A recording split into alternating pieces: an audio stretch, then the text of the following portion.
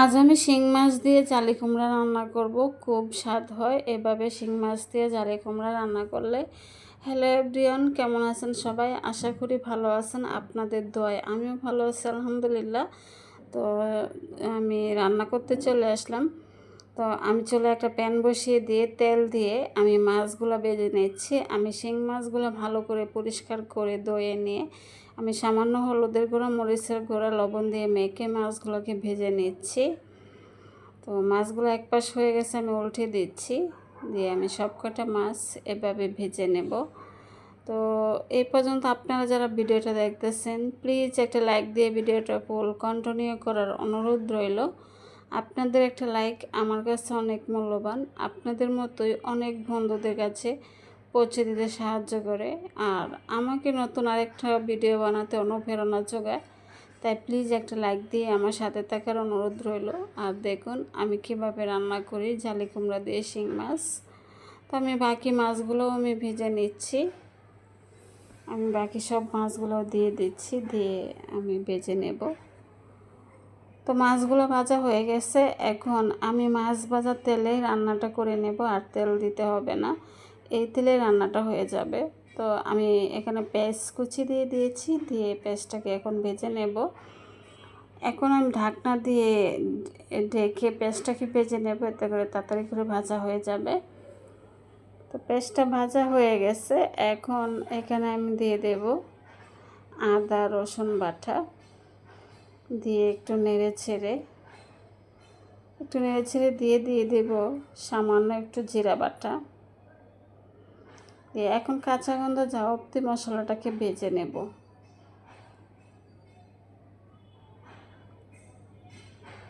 আমি দিয়ে দিয়েছি স্বাদ মতো এখানে লবণ, দিয়ে মশলাটাকে এখন ভালো করে ভেজে নেব, যেন কাঁচা গন্ধটা থাকে না, চলে যায়। মশলাটা ভাজা হয়ে গেছে। এখন এখানে আমি পানি দিয়ে দিয়েছি মশলাটা কষানোর জন্য, দিয়ে আমি সামান্য দিয়ে দেব এখানে মরিচের গুঁড়া। একটু নেড়ে ছেড়ে দিয়ে আমি এখানে সামান্য মরিচের গুঁড়া দিয়ে দেব, বেশি দেব না, কারণ কুমড়া রান্না করব তো জালি কুমড়া বেশি দিলে কালারটা বেশি হয়ে যাবে। আমি সামান্য মরিচের গুঁড়া, সামান্য হলুদের গুঁড়া আর দিয়ে দিয়েছি ধনিয়ার গুঁড়া, দিয়ে আমি ভালো করে এখন নেড়ে ছেড়ে মশলাটাকে কষিয়ে নেব। মশলাটা কষানো হয়ে গেছে, আমি 2-3 মিনিট কষিয়ে নিয়েছি ঢাকনা দিয়ে ডেকে। এখন ঢাকনাটা উঠিয়ে একটু নেড়ে ছেড়ে দিয়ে আমি এখন ভাপ দিয়ে রাখা যে জালি কুমড়াটা আমি এটা দিয়ে দিয়েছি। আর কুমড়াটাকে আমি ভাপ দিয়ে নিয়েছিলাম। এখন কুমড়াটাকে ভালো করে নেড়ে ছেড়ে মশলার সাথে মিশিয়ে নিচ্ছি। মশলার সাথে মিশিয়ে কষিয়ে নেব এখন ঢাকনা দিয়ে ডেকে।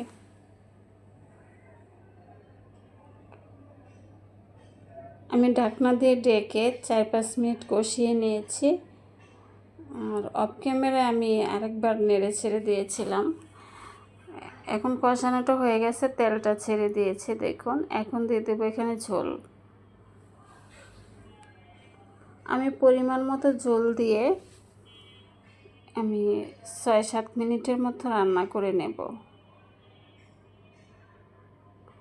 এখন আমি ঢাকনা দিয়ে ডেকে 6-7 মিনিট রান্না করে নেব। 6-7 মিনিট পর আমি ঢাকনাটা উঠিয়ে নিয়েছি।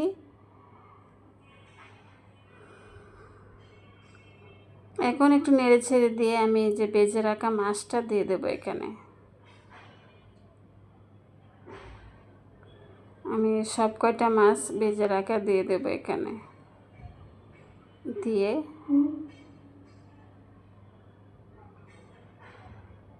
এখন আমি নেড়ে ছেড়ে মাছটাকে সবজির সাথে মিশিয়ে নেব। আর এভাবে কুমড়াটা শিং মাছ দিয়ে রান্না করলে সত্যি বলছি খুব দারুণ লাগে।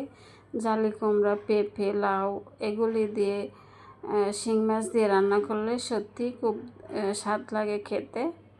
তো আমি নেড়েচেড়ে মিশিয়ে দিয়ে আমি আরও কিছুক্ষণ রান্না করে নেব। তো আপনারা যে যেখান থেকে দেখতেছেন আমার ভিডিওটা, কাছে কিংবা দূরে, দেশ কিংবা দেশের বাইরে, যে যেখান থেকে দেখতেছেন, আমার রান্নাটা যদি কোনো অংশ ভালো লেগে থাকে তাহলে আমার চ্যানেলটা সাবস্ক্রাইব করে দিয়ে আমার পাশে থাকার অনুরোধ রইল। আর আপনাদেরকে অসংখ্য অসংখ্য ধন্যবাদ আমার ভিডিওটা আপনাদের মূল্যবান সময় দিয়ে দেখার জন্য। আর আপনারা যারা সাবস্ক্রাইব করে দিয়েছেন আপনাদেরকে অসংখ্য অসংখ্য ধন্যবাদ। আর দেখুন, কথা বলতে বলতে রান্নাটাও প্রায় হয়ে গেছে, আমি কাঁচামরিচ দিয়ে দিয়েছি। আর আমার কথার যদি কোনো ভুল ত্রুটি হয়ে থাকে তাহলে ক্ষমা সুন্দর দৃষ্টিতে দেখবেন, কারণ অনেক সময় জড়তা বেঁধে যায়, ভয়েস দিতে গেলে জড়তা বেঁধে যায়, তাই কিছু মনে করবেন না, এটা হয়েই থাকে, তাই ক্ষমা সুন্দর দৃষ্টিতে দেখবেন। আর দেখুন রান্নাটা কিন্তু হয়ে গেছে আমার, খেতে কিন্তু অসম্ভব মজা হয়েছিল। আর এটা কালারটাও কিন্তু সুন্দর এসেছে। আপনারা কমেন্টে বলবেন রান্নাটা কেমন হয়েছে। আজকের মতো এখানেই রাখছি, ধন্যবাদ আপনাদের সবাইকে।